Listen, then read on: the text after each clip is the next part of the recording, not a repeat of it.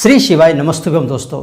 आज मैं आपको बहुत ही प्यारे, बहुत ही असरदार या कह सकते बहुत ही चमत्कारिक उपाय बताने वाला हूँ।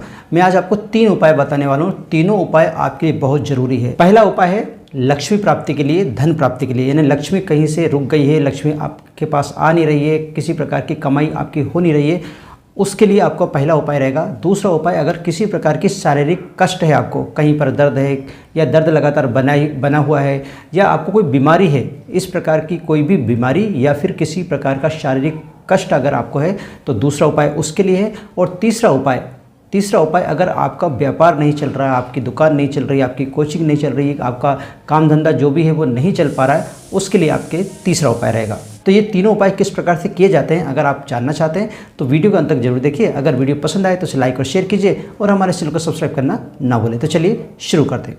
तो बात करते हैं हमारे पहले उपाय की। पहले उपाय जैसे कि मैंने बताया कि लक्ष्मी प्राप्ति के लिए है, या कह सकते हैं कि अगर हमारे पास धन की किसी प्रकार की कमी है, बहुत प्रयास करने के बाद भी धन नहीं आ रहा है, बहुत कोशिश करके देख ली फिर भी धन की जो आवक है, लक्ष्मी की जो आवक है वो रुक गई है। अब नहीं, काम धंधा तो आप कर रहे हैं लेकिन लक्ष्मी की आवक जो है वो रुक गई है, आपका पैसा कहीं पर अटक गया है, आपको पैसा नहीं आ पा रहा है, या किसी वजह से आपका पैसा कहीं पर चला गया है। इन प्रॉब्लमों के लिए आपको एक छोटा सा उपाय जरूर करना चाहिए। उपाय क्या है?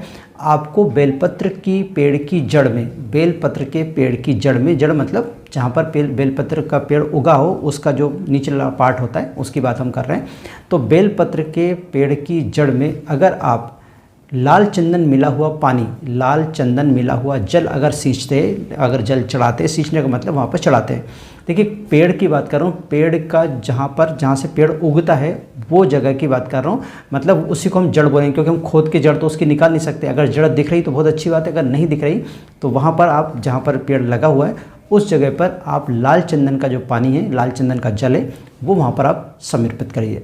अगर आप ये उपाय करते हैं, यानी कि लाल चंदन का जल अगर आप समर्पित करते हैं तो आपके घर में लक्ष्मी की आवक बढ़ जाएगी। आपका पैसा अगर कहीं अटका हुआ है तो वो भी आपको मिल जाएगा।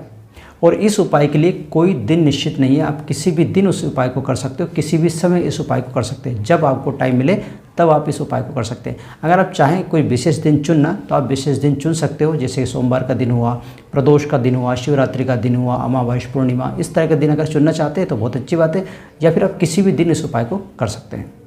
ये था हमारा पहला उपाय। अब बात करते हैं हमारे दूसरे उपाय की। जैसे कि मैंने बताया आपको दूसरा उपाय कि अगर किसी प्रकार की आपको बीमारी है या फिर आपको कोई शारीरिक कष्ट है, दोनों के लिए उपाय है।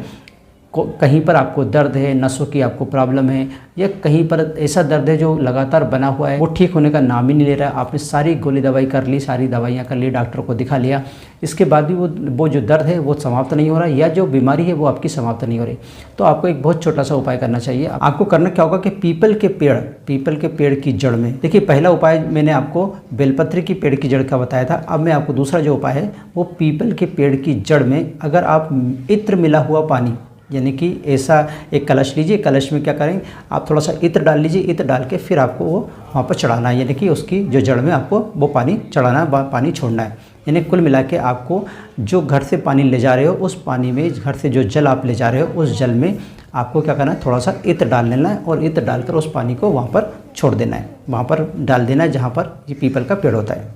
आपको यहाँ पर ये ध्यान रखना है कि जब भी आप जल चढ़ाएं, जो भी जैसे मैंने आपको बोला है कि इत्र मिला हुआ जल आपको चढ़ाना है, उस समय आपको पिपलेश्वर महादेव का स्मरण जरूर करना है। पिपलेश्वर महादेव का स्मरण करते हुए ही वो इत्र मिला हुआ जल आपको पीपल के जड़ में आपको डालना है। अब इसके बाद आपको क्या करना है कि जो जल आपने चढ़ाया है उस जल में से ही आप थोड़ा सा जल ले लीजिए, जैसे हम शंकर जी को जल चढ़ाते हैं और थोड़ा सा जल ले लेते हैं नीचे से, इसी प्रकार से आप वो पेड़ की जड़ में जब आप जल चढ़ाएं तो उसी जल को थोड़ा सा आप लेके किसी कटोरी में या किसी जो भी आप लोटा ले गए उसमें लेकर आप घर जाकर उस जल को जहाँ पर भी आपको दर्द हो रहा है उस जगह पर आपको थोड़ा सा लगा लेना है। जैसे मान लीजिए मेरे हाथ में दर्द है तो वो जल लेकर मैं थोड़ा सा हाथ में मल लूँगा, जहाँ पर भी आपको कष्ट हो, शरीर में कहीं पर भी आपको कष्ट हो वहाँ पर आप उस जल को थोड़ा सा लगा लीजिए। ठीक है, ये तो हो गया अगर आपको शारीरिक कष्ट है यानी कोई दर्द है तो उसके लिए। अगर मान लीजिए कोई बीमारी है तो आप वही जल को आप थोड़ा सा आचमन भी कर सकते हो। ठीक है, अगर इस प्रकार से आप इत्र मिला हुआ जल पीपल के जड़ में डालकर अगर इस प्रकार से आप लगाते हो या आचमन करते हो तो आपकी सभी प्रकार की जो बीमारी है वो भी दूर होगी। अगर साथ में ही अगर आपको कोई शारीरिक कष्ट है तो उससे भी आपको ज़रूर मुक्ति मिलेगी। तो ये था हमारा दूसरा उपाय। अब बात करते हैं हमारे तीसरे उपाय की। तीसरा उपाय बहुत ही महत्वपूर्ण उपाय है, क्योंकि जब तक किसी इंसान का काम धंधा नहीं चलता, उसका व्यापार नहीं चलता, उसकी दुकान नहीं चलती, उसकी कोचिंग नहीं चलती, उसका व्यवसाय नहीं चलता, तब तक वो उसके पास लक्ष्मी कैसे आएगी, वो धनवान कैसे बनेगा। तो इस उपाय के थ्रू हम हमारे जो भी प्रॉब्लम है, इस प्रकार की जो काम धंधा किसी ने बांध दिया है, कोई कितना भी मेहनत कर लिए, कितने भी हमने होर्डिंग पोस्टर लगा लिए, लेकिन उसके बाद भी हमारा काम धंधा नहीं चल रहा, हमारी दुकान नहीं चल रही, हमारा व्यवसाय नहीं चल रहा है, तो इस स्थिति में आपको एक उपाय जरूर करना चाहिए। वो उपाय क्या है वो मैं आपको बताता हूँ। इसके लिए आपको क्या करना है कि आंवले के पेड़ के नीचे, आंवले की पेड़ की जो जड़ होती है उसमें आपको क्या करना है, थोड़ी सी हल्दी लेकर, ध्यान रखें आंवले की पेड़ की जड़ पर थोड़ी सी 1 चुटकी हल्दी आपको वहाँ पर डालना है। ध्यान रहे आपको जब आप हल्दी डाल रहे होंगे उस समय आपको श्री हरिहर महादेव का नाम स्मरण करना है।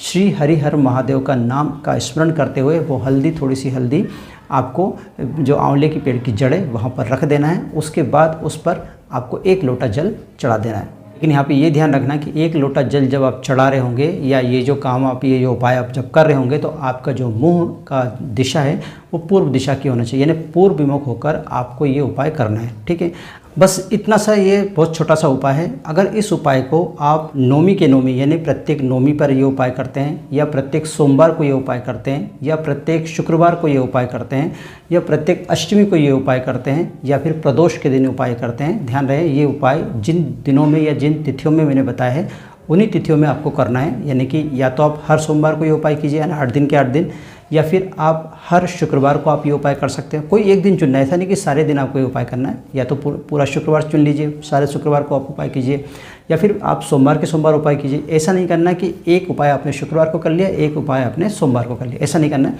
आपको जितना भी करना है वो एक ही दिन चुन के करना है, यानी सारे सोमवार आप उपाय करिए, या सारे शुक्रवार आप ये उपाय करिए, या फिर आप नौमी जब आती है, नवमी हर महीने आती है, नौमी महीने में 2 बार नौमी आती है, तो आप हर नौमी के दिन कर सकते हो, या हर अष्टमी के दिन ये उपाय कर सकते हो, या फिर आप प्रदोष के दिन भी ये उपाय कर सकते हो, हर प्रदोष के दिन आप उपाय कर सकते हो। तो इन तिथियों में, जो तिथि मैंने बताई, जो दिन आपको मैंने बताया, उन्हीं दिनों में अगर आप ये उपाय करते हैं तो निश्चित तौर पर तो आपकी जो व्यापार में रुकावट आ रही है, जो आपका व्यापार नहीं चल रहा है, जो आपका काम धंधा नहीं चल रहा है, वो मुश्किल से 2 से 3 सोमवार या 2 से 3 शुक्रवार या 2 से 3 प्रदोष में ही आपका जो काम धंधा है वो आपको चल निकलेगा, और खुद आपके मन में ऐसा आएगा कि यार अगला उपाय मैं जरूर करूँ। तो ये थे 3 बहुत ही आसान से उपाय, लेकिन बहुत असरदार उपाय है। मैंने अभी आपको 3 वृक्षों में 3 तरह के जल डालने का जो उपाय बताया है, बहुत ही खास उपाय है, इसको जरूर करके देखिए। और क्योंकि अभी वैशाख का महीना चल रहा है, आप चाहें तो इसी वैशाख के महीने से इन उपाय को आप शुरू कर सकते हैं। जिस प्रकार की भी आपकी ज़रूरत हो, उस ज़रूरत के हिसाब से आप तीनों में से कोई सा उपाय चुन सकते हो, चाहे तो आप तीनों उपाय भी कर सकते हो। आशा करता हूँ कि आपको ये तीनों उपाय अच्छे लगेंगे, साथ ही वीडियो भी आपको पसंद आया होगा। अगर वीडियो पसंद आए तो प्लीज़ लाइक कीजिए, शेयर कीजिए, और हमारे चैनल को सब्सक्राइब करना ना भूलें। आज के लिए बस इतना ही, मिलते हैं नए विषय के साथ। तब तक आप रहिए खुश और मुझे दीजिए आज्ञा। जय हिंद।